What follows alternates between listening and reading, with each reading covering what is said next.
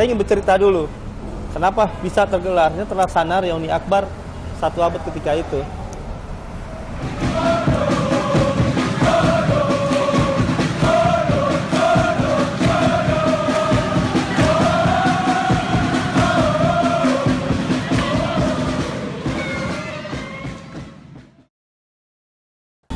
Oke, ketemu lagi barengan gua di channelnya Bolot, Budut Legend Ottawa. Dan kali ini gua akan ngobrol-ngobrol sama sahabat gua, yaitu sahabat waktu di STM Budut. Halo Bro Alit, gimana kabarnya? Bro, sehat ya? Alhamdulillah, luar biasa. Kemarin kita acara. Kemarin gue dengar-dengar abis dari pergi haji ya? Umroh? Alhamdulillah umroh. Umroh. Alhamdulillah berjalan dengan lancar di sana sampai pergi dan pulang ke tanah air. Alhamdulillah selamat. Dan selama perjalanan di sana pun dan berada di sana pun dimudahkan oleh Allah Subhanahu Wa Taala. Amin. Untuk melaksanakan rangkaian-rangkaian ibadah di tanah suci. Okay. Alhamdulillah. Keren ya. Alhamdulillah semua sahabat-sahabat Budut, ya saya doain semoga pada sehat selalu, tambah keberkahan dan bisa berangkat. Amin. Yang amin. Beragama Muslim tentunya. Amin. Mudah-mudahan aja sih gue bisa berangkat deh cepatnya. Amin. Harus dong, kudu. Oke. Bro Alit, gue dengar ente juga staf ini ya, staf anggota apa sih? Pernah jadi? Ya. Staf Kemarin ahli apa, ya? staf ahli dari salah satu putranya tokoh politik. Oh gitu. Sekali bernasional lah bisa dikatakan. Almarhum Pak Lulung putranya DPRD. Ya? DPRD ya stafnya. Kalau boleh tahu tugasnya apa sih? Dikit aja tugas-tugas staf ahli itu. Tugas-tugasnya ya kita bisa mampu menganalisis dari semua persoalan yang ada tentang anggaran dan kemudian mengawal perda yang kemudian kita buat. Tentunya kita bisa mampu membedah dari semua persoalan yang ada dari mulai tingkat elit dan tingkat grassroots gitu. Oh gitu, keren banget, tugasnya berat juga ya. Ya, dibuat enteng aja. Gue dengar katanya mau jadi ini nih, mau jadi caleg nih ya. Ya, amin. Ya, insya Allah mudah-mudahan memang berangkat dari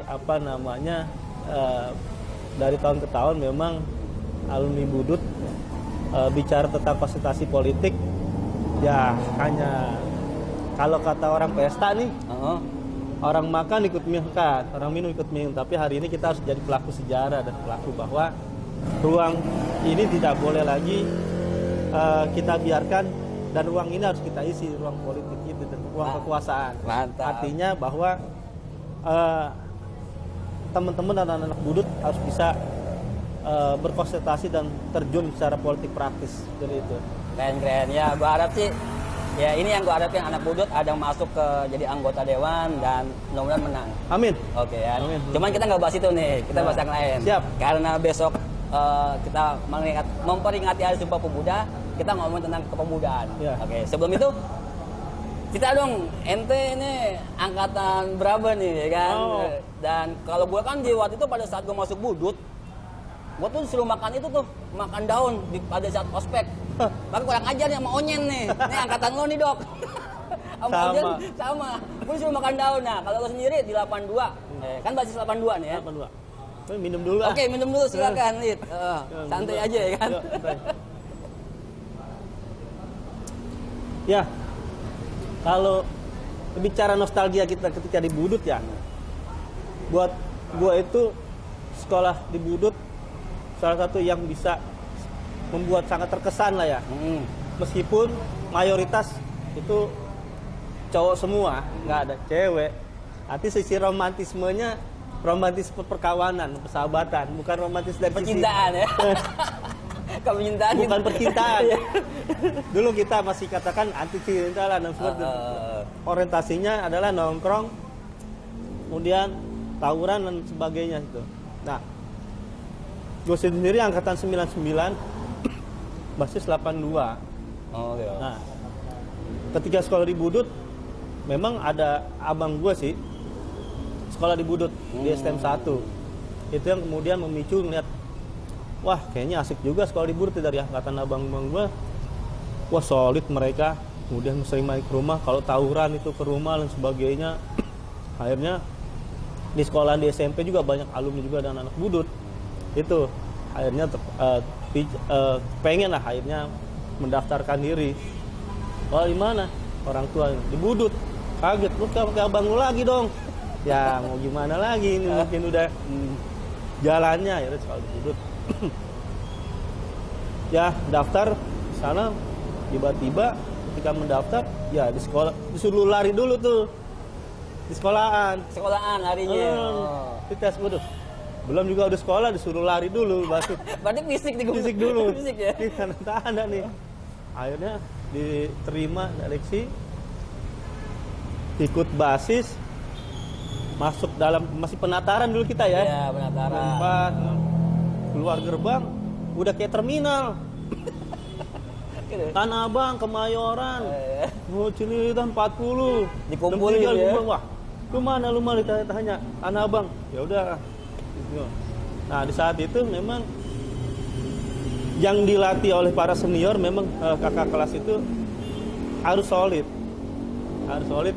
Ya tidak boleh satu kata mundur dalam satu tawuran ketika itu. Akhirnya biasalah ada disuruh push up, hormat sama bis 82 ketika itu di halte.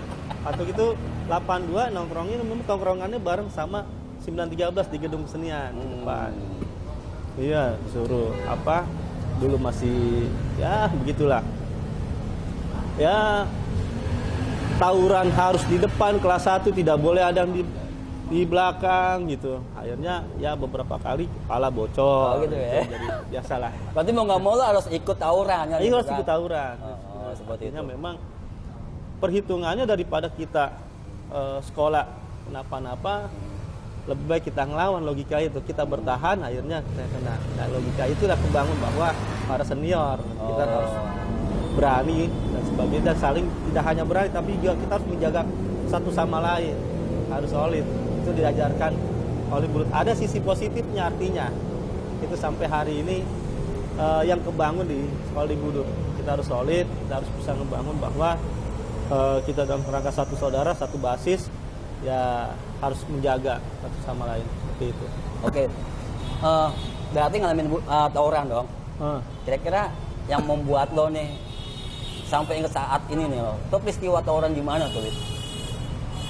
Banyak sih peristiwa tawuran.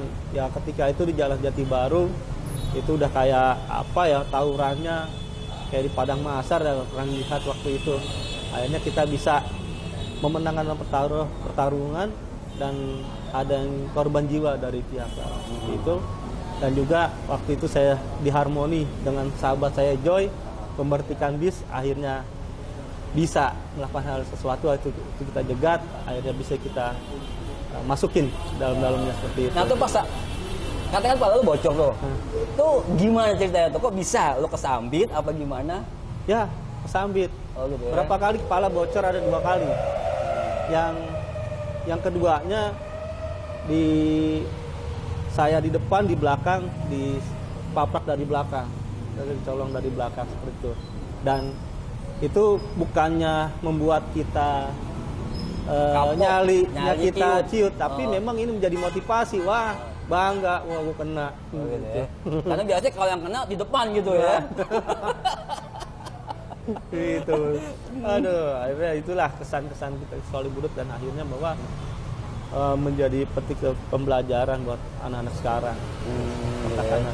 Jadi memang mental tentang belajar tentang solid gitu kan. Artinya kan kalau Budut kan memang harus solid seperti itu. Lid, lo ada penyesalan nggak sih masuk Budut? Penyesalan nggak ada sama sekali. Nggak sama sekali ya? Nggak ada. Meskipun katanya sekolahnya cuma berapa jam. Masuk jam 3 gitu ya? Jam 12, jam 5 ya? Jumat udah terakhir sekolah, Sabtu Minggu libur ke ASN-nya, nggak ada kata bahwa kita akan rugi. Tapi justru ini bahwa kita punya persahabatan yang sangat erat, dan ini asik lah sekolah di Budut itu sebenarnya. Kalau orang menganggap waduh gue nyesel sekolah di Budut seperti itu, sebenarnya nggak boleh sesali, tapi ini have fun dan enjoy sekolah di Budut itu. Karena banyak yang lo dapat di Budut sampai saat lo sampai saat ini pun itu pelajaran dari Budut seperti itu kan. Nah, pada saat di Budut gitu loh, jalur 82 yang mungkin semua jalur rawan ya, yang sering bentrok itu yang paling rawan tuh di mana, Lid?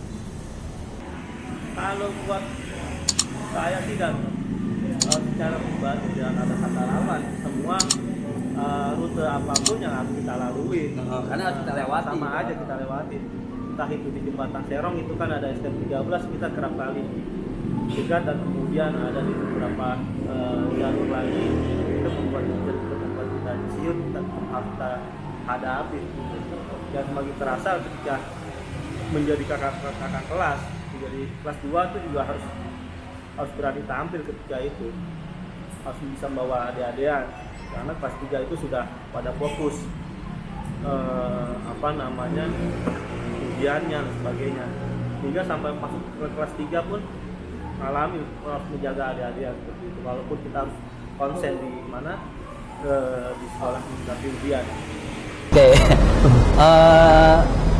Lid, di Budut itu kan salah satu mental yang dibentuk gitu kan.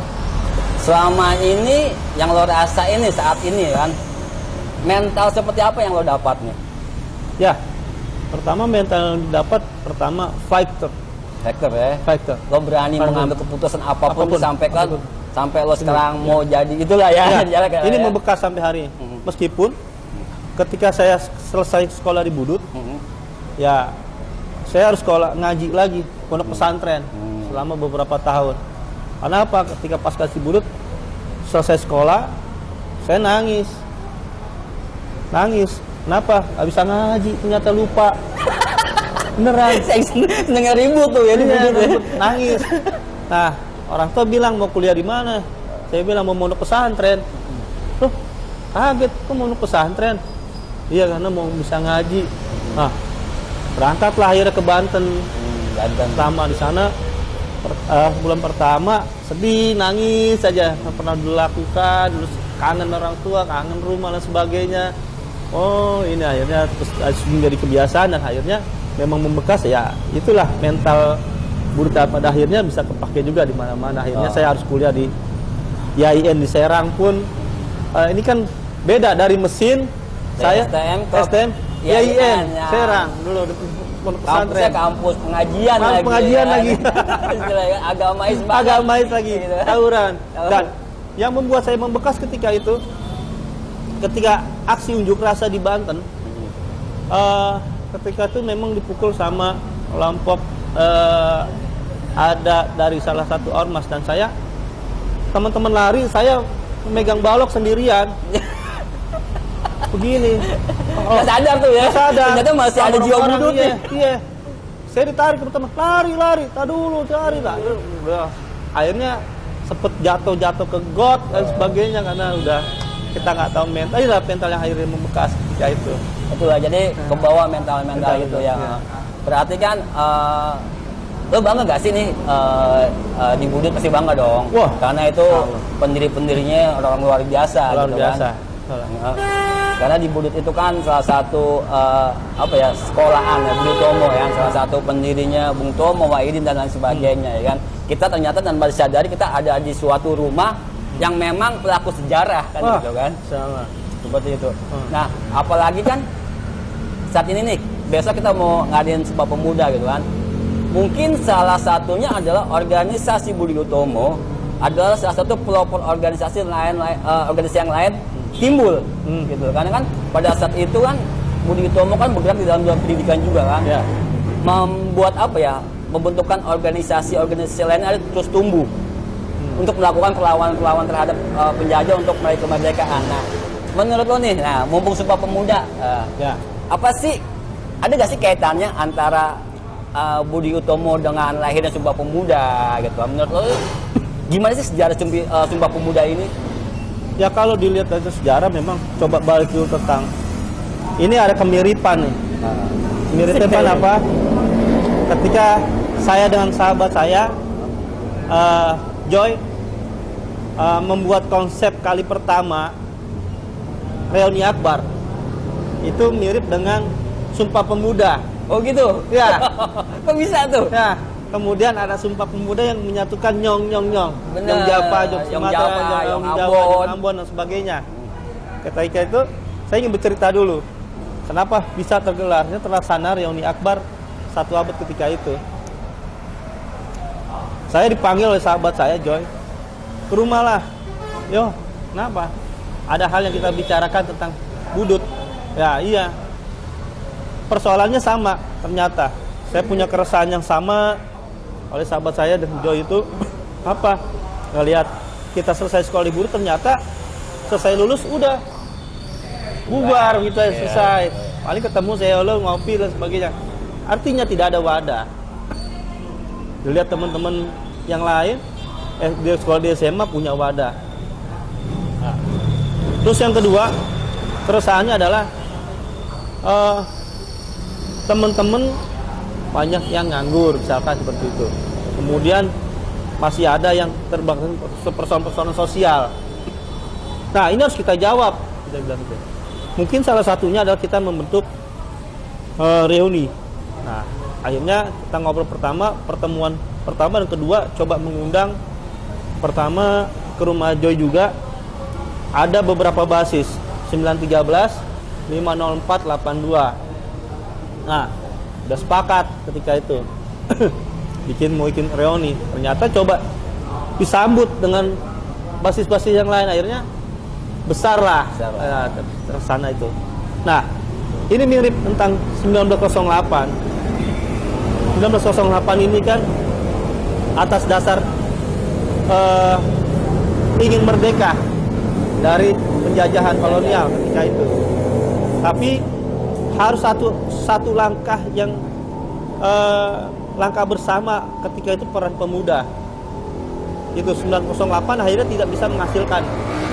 Ada beberapa tokoh. Tapi ada pertemuan lanjutan di Kongres Perhimpunan Pemuda pertama 1926.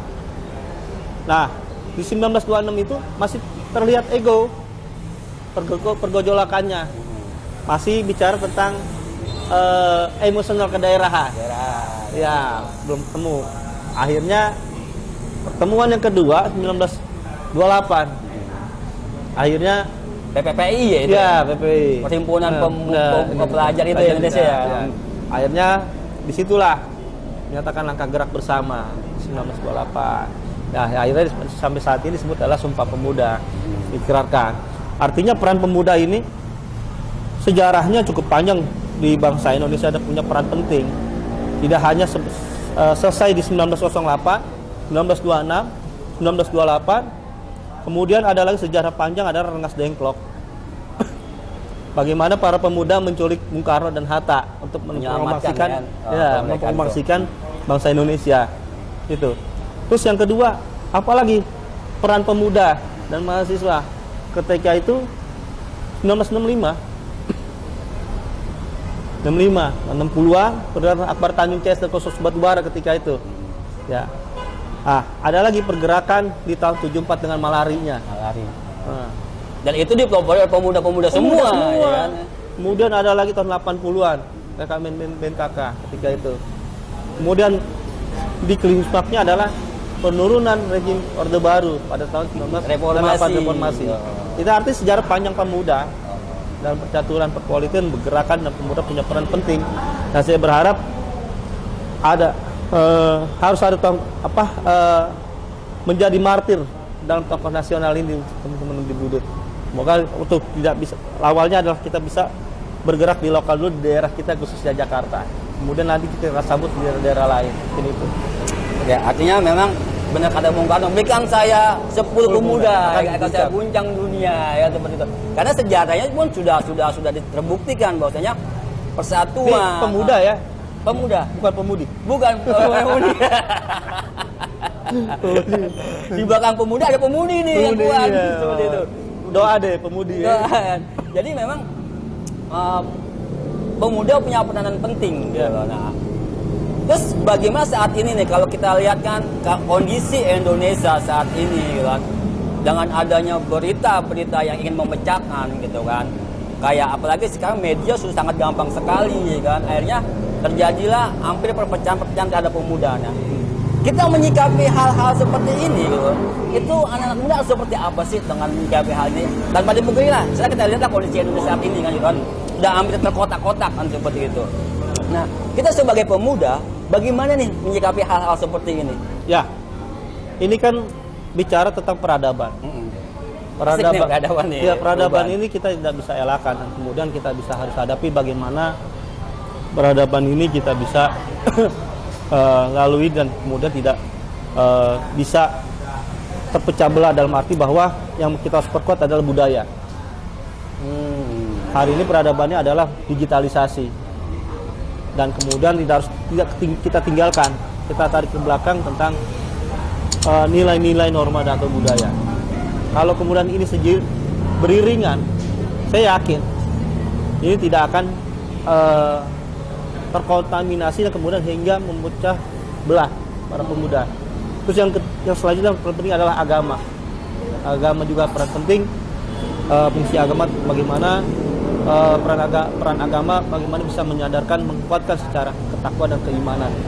Itu entah apapun dia agamanya, gitu. Jadi bisa menyelaraskan dan itu penting. Ada digitalisasi memang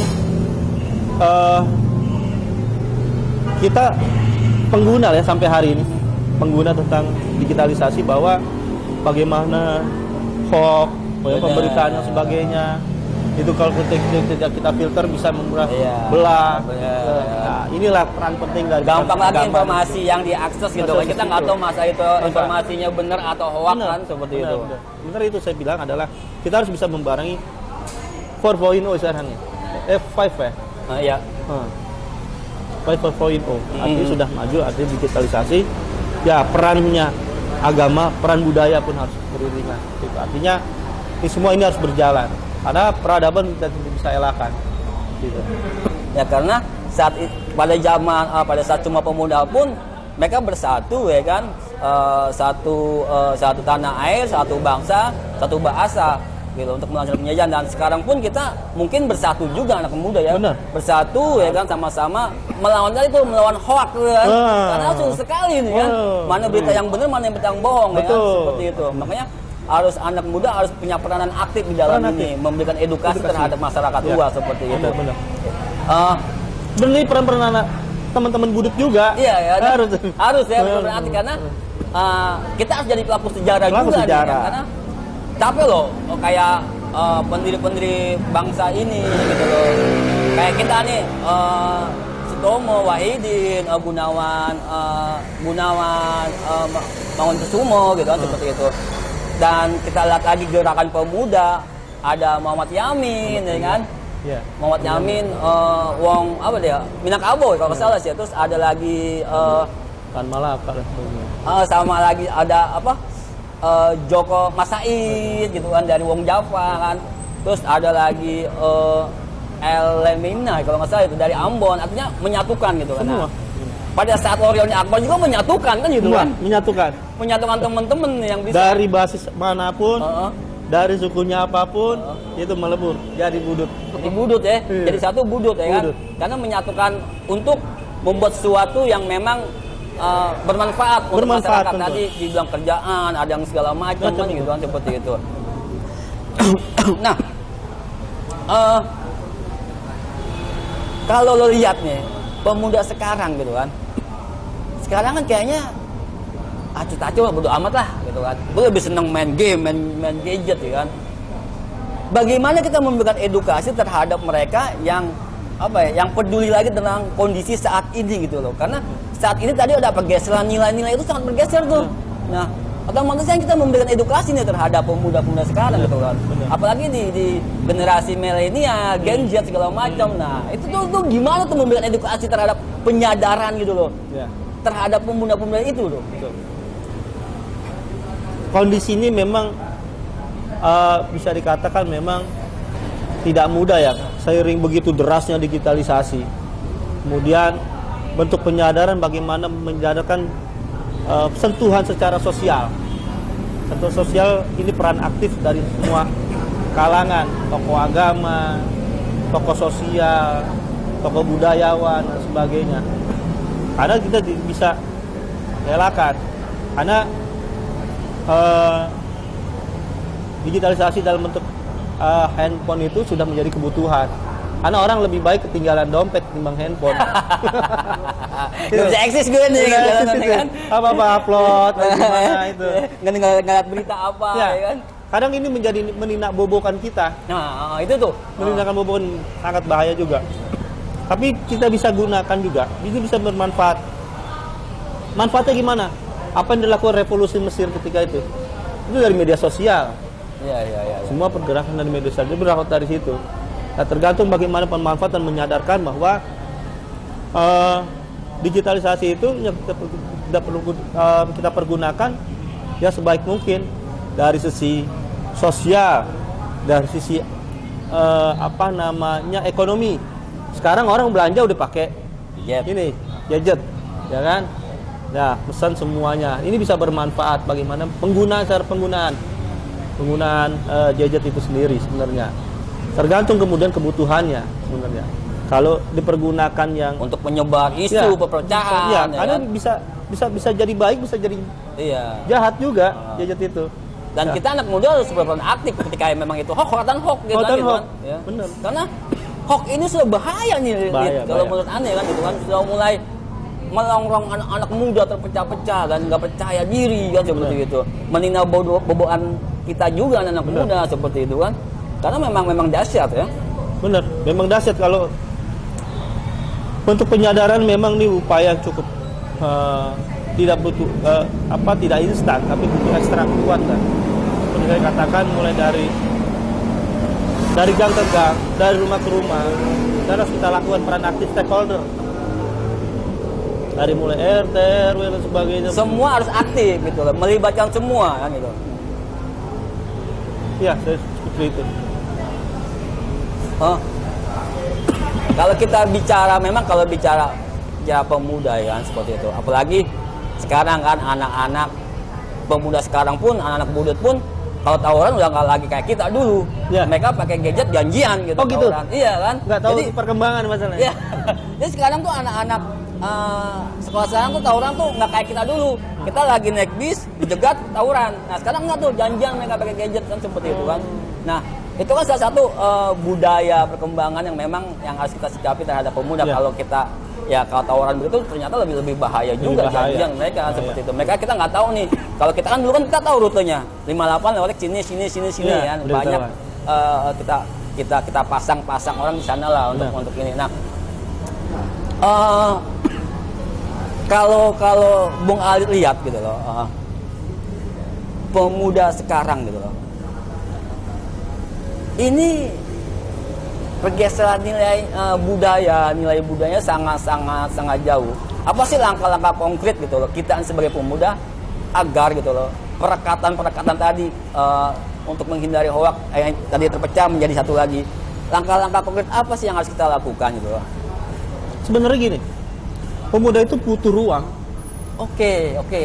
Butuh ruang berekspresi. Gitu. Karena hari ini kalau bicara di Jakarta, apa sih ruang yang kemudian mereka bisa ekspresikan, apa yang mereka bisa lakukan?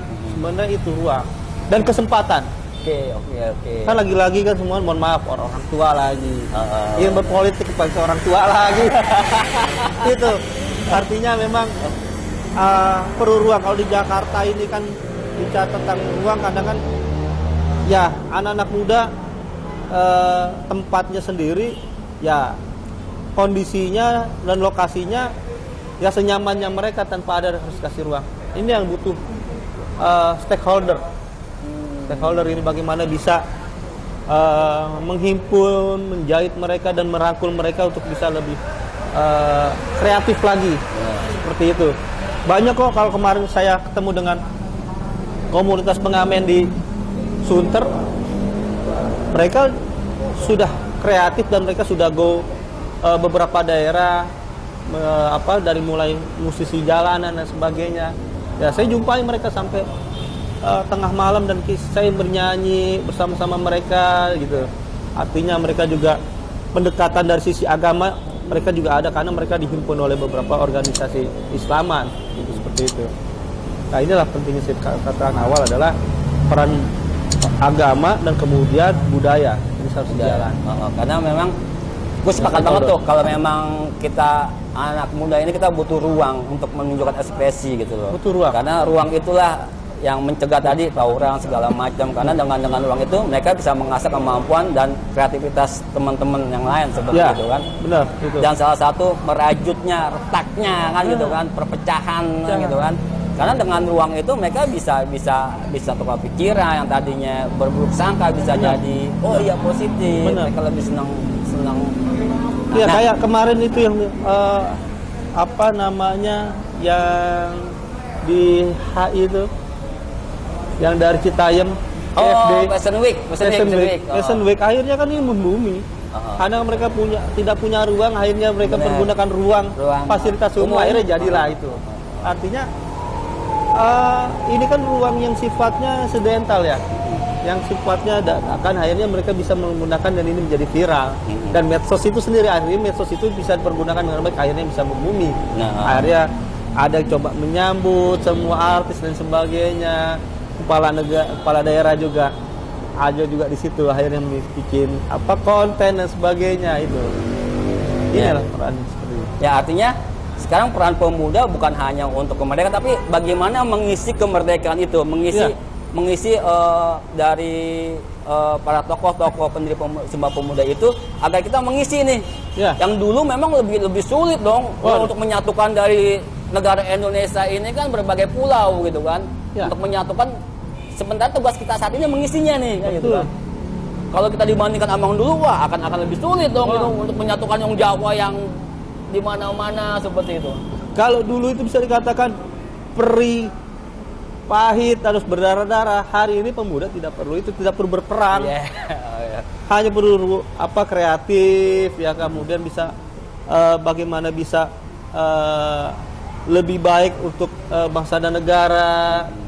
Contohnya berkarya lebih bagus ya, kontribusi dan agar lebih produktif ya, seperti itu. Misalkan ada mereka bisa bermain sepak bola dengan futsalnya, ya itu kan salah satu bentuk dari kecintaannya terhadap negara. Itu artinya tanpa harus berperang dan ketika dulu seperti itu, lewat musik dan sebagainya, itu lewat pengajian dan sebagainya seperti itu. Ya itu makanya memang harus sadar juga nih terhadap terhadap pejuang-pejuang dulu, apalagi kita miris banget tuh kejadian kemarin tuh yang sepak bola ya. Kanjuruhan. Kanjuruhan itu kan artinya kan itu anak-anak muda juga ya, seharusnya kan ya oke, lo belum hype cuman jangan sampai begitu kan gitu kan. Itu kan jadinya memecahkan anak-anak muda kan, ada satu trauma yang memang mendalam kan. Wah ini musuh gue nih, padahal bukan itu musuh lo ya. Musuh lo adalah bagaimana nih lo membangun memusi berita hoax dan mengisi hal-hal yang positif kan gitu kan. Nah, itu sangat disayangkan kan korbannya banyak. Makanya tugas kita menyadarkan juga nih ya, memberikan edukasi terhadap pemuda-pemuda yang lain. Perjuangan udah sangat jauh nih, Lid. Ya, artinya kan kalau bicara tentang itu, bicara tentang fanatisme ya. Saya dulu pernah menjadi ketua 2 supporter Jackmania.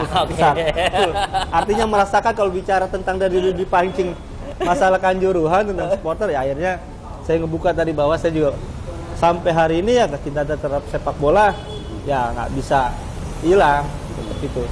Artinya memang saya ngerasain bagaimana dunia supporter ketika itu. Bicara fanatismenya udah sangat melebihi dari segala-galanya gitu. Karena bicara stadion itu dengan ribuan orang dengan karakter berbeda. Pertama itu, yang kedua mempunyai masalah yang berbeda juga. Terus yang ketiga persoalan ekonominya juga kita tidak latar belakang. Yang paling penting yang kita tidak lupa adalah kita nggak tahu punya persoalan percintaan dengan kekasihnya dan apa ya kan, lagi kesel sama ceweknya dan sebagainya kan. Udah gitu wasit tidak adil, ya kan? Langsung jadi pemicu gitu kan. Sumpah serapah lain semuanya sebagainya. Itulah kalau kemudian kita menganalisa seperti itu. Nah ini semuanya akhirnya berkaitan. Nah kalau bicara tentang bagaimana itu sangat disayangkan persoalan Kanjuruhan. Semoga ini tidak lagi terjadi persoalan peristiwa Kanjuruhan ini. Karena ini nyawa manusia lebih mahal. Ya. 132 orang dan saya turut berduka cita kan. Ya. Artinya kan udahlah kita nih satu bahasanya kita harus bersatu gitu loh, seperti itu. Jauh dan tidak lagi anak-anak muda sama-sama, kita sama-sama orang Indonesia gitu, sama-sama ribut kan. Anak budut aja udah bersatu sama anak konco, sama baru ada musuh-musuhnya kan gitu kan. Artinya sudah memberi contoh kan gitu kan. Inilah hasil dari Sumpah Pemuda. Kita udah nggak cocok lagi nih kan gitu kan. Zamannya sudah. Iya, zaman sudah berbeda gitu. Makanya ayo kita maknanya sama-sama makna dari Sumpah Pemuda itu sendiri gitu. Bagaimana kita menyatukan gitu kan. Seperti itu. Agar kita mengingat artinya kalau ketika ada apa-apa, oh iya ya. Kita nih ingat Sumpah Pemuda nih ya, seperti itu. Makanya dipahami dengan Sumpah Pemuda itu tidak hanya bahwa secara konteks saya Sumpah Pemuda tok, tapi kita melihat dari sisi hikmah dari Sumpah Pemuda itu sendiri. Artinya Sumpah Pemuda itu kan perjalanan panjang. Udah Fani Fadl ketika itu, bagaimana menyatukan, bagaimana harus berdarah-darah dan sebagainya. Itu yang seharus kita renungkan. Benar. Gitu. Kalau kita cuman teks bahwa Sumpah Pemuda menyatukan itu hanya seremonial aja. Nggak kena gitu ya. Tapi hikmahnya dan perjalanan dari sisi sejarah perjalanannya ini yang kita maknai. Gitu. Ya.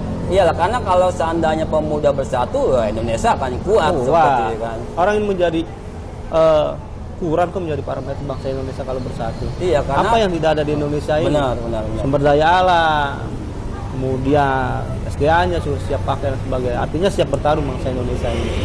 Tapi kan inilah ada rongan-rongan lain yang kemudian bisa pada akhirnya ya ada kepentingan orang lain ya kan. Sengaja gua masukin nih beberapa perpecahan ya kan. Satu sama lain saling curiga, nggak percaya kan gitu kan. Akhirnya negara kita nggak maju-maju kalau begini kan seperti itu. Benar.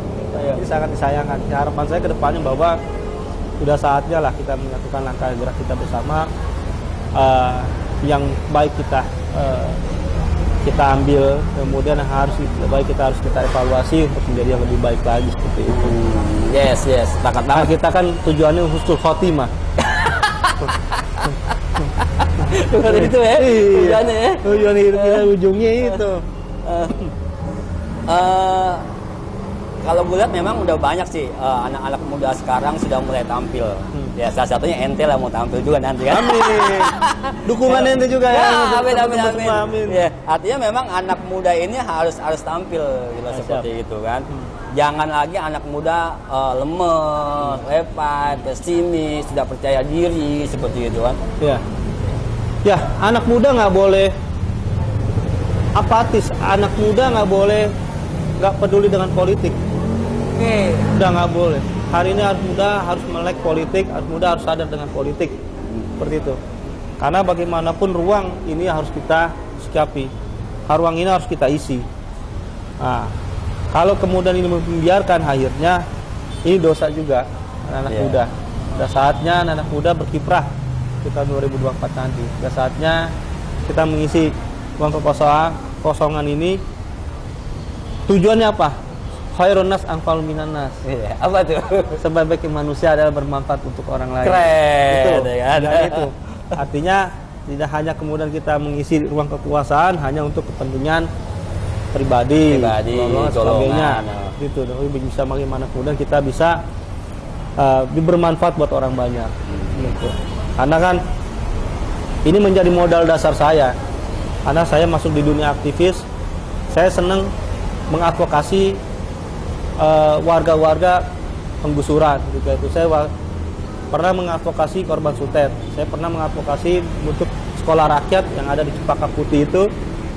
Ya, kita berikan pendidikan non formal, kita bikin sekolah dan juga ada sisi pengajiannya. Tapi ini tidak melibatkan stakeholder, tapi gini urunan kita pribadi ketika itu. Nah, insya Allah memang kedepannya apa yang kita saya bisa jalankan, butuh masukan apa sebagainya untuk lebih baik lagi untuk masyarakat secara keseluruhan. Itu artinya memang peran pemuda harus ada peran aktif gitu. Ketika melihat sesuatu yang memang perlu dibantu, kita bantu gitu kan. dengan berbagai cara, kemampuan dan keahlian masing-masing kan. Betul. Udah nggak ada lagi pemuda ini udah ada apa terus masa bodoh lah, masa bodoh. Kan? Jadi rasa memiliki Indonesia gitu kan Bener. harus timbul kembali kan. Bener. Jangan sampai ya kita diacak-acak lagi, dijajah-jajah lagi gitu seperti itu. Cukuplah kita setengah abad itu dijajah. Yang kemudian harapannya adalah kemudian kita harus bisa, ini adalah Indonesia tanah air kita dan kita harus kita jaga di Indonesia. Artinya memang seperti itu. Nah, Dit, Inilah. iya, harapan gitu, Dit. Di harapan lo nih untuk anak muda Indonesia, khususnya anak muda Budut gitu kan. Karena ya Budi Utomo juga organisasi yang besar, salah satu organisasi yang pertama yang memang menimbulkan organisasi-organisasi lain. Mungkin kalau nggak ada organisasi Budi Utomo, nggak ada tuh organisasi lain kan seperti itu. Itu salah satunya. Nah, harapan lo terhadap mumpung ini Hari Sumpah Pemuda, harapan lo nih ke depannya harus seperti apa anak-anak muda? Harapan saya adalah anak-anak muda bisa berkarya dan kemudian mulai dari tingkat bawah, tengah, dan atas. Apa yang harus bisa berkarya dalam bentuk apapun, yuk silakan lakukan untuk karyanya. Jangan malu, jangan minder untuk hasil karyanya. Tunjukkan publik, tunjukkan kemanapun dia bisa lakukan hasil karyanya seperti itu. Artinya bahwa ini yang diperlukan oleh anak-anak muda saat ini. Jangan pernah minder, jangan pernah malu. Percaya diri saja bahwa hasil karyanya tunjukkan itu. Ya, artinya lo nggak usah takut dan berbuat, pokoknya apa yang lo bisa lo lakukan. Ya. Seperti itu. Hal-hal yang positif. Hal yang positif lo lakukan kan. Karena banyak banget anak-anak muda juga kayak kita juga di anak muda udah banyak tuh. Ada pecinta alam Budut, ada Budut Janes dan segala macamnya. Jadi tunjukkan aja seperti itu. Oke. Pertanyaan terakhir, Dit. Lo nih apa sih? Lo pasti kan punya cita-cita banyak nih, gue yakin nih kan. Punya keinginan banyak gitu kan seperti itu. Mimpi lo sebagai lo anak Budut gitu loh. Mimpi lo sebagai anak Budut nih apa, Dit? Untuk alumni Budut dan untuk bangsa ini ke depannya. Ya. Mimpinya adalah bagaimana bisa berperan aktif dan juga bagi kaum berguna bagi kaum mustadafin, ya, orang-orang yang tertindas, dan juga bisa bermanfaat buat orang lain, buat orang banyak. Dalam arti bahwa bisa membantu pertama dari sisi pendidikan, kemudian kesehatan dan sebagainya. Kalau misalkan kemudian Allah mengizinkan saya sebagai anggota legislatif seperti itu. Amin. Nah, artinya bahwa saluran-saluran dan kemudian anggaran-anggaran dari rakyat untuk rakyat harus kita perhatikan ini. Tidak boleh lagi misalkan anak-anak yang harusnya mereka sekolah harus berjalan untuk mencari nafkah. Anggaran kita itu cukup besar gitu. Oke, jadi memang itulah mimpi ente. Bagaimana ente, kenapa motivasinya? Gue nih harus masuk ke punya kewenangan aturan. Artinya lo masuk dulu ke anggota dewan biar gue bisa berbuat sesuatu yang tadi Ya. kan gitu kan. Tapi tanpa harus dipungkiri, ya salah satunya saya harus bisa membantu dari circle-nya atau keluarga besar di Budut ini, gitu loh. Ya itu yang terdekat. Yang paling terbaik adalah bisa membantu adalah pertama dari keluarga, dan kemudian Budut itu adalah keluarga saya, dan kemudian masyarakat secara umum. Seperti itu. Keren. Oke, Dit, thank you banget. Nanti kita akan bahas lagi masalah yang lain. Siap. Karena ada section berikutnya. Siap. Karena ini salah satu anggota dewan bakal calon ya. Amin. Semoga aja anak Budut ya kan Amin. masuk di jajaran anggota DPRD. Amin. Dan bisa berbuat sesuatu gitu kan. Karena ya anak muda harus seperti itu, harus berani mencoba sesuatu. Kalau kita ada di dalam berarti kita gampang berbuat sesuatu untuk masyarakat banyak. Oke teman-teman, bahwasanya muda adalah kekuatan. Jadi saatnya pemuda ini bersatu, pemuda ini bangkit untuk melakukan suatu perbaikan dan perubahan untuk Indonesia ke depannya lebih baik lagi. Oke, ketemu lagi bersama gua di channel selanjutnya bersama Bolot, Budut Legend Ottawa. Oke, thank you Lip. Sama-sama sukses. Sukses ya. Sama-sama sukses. Dukung doa restu. Amin, amin, amin.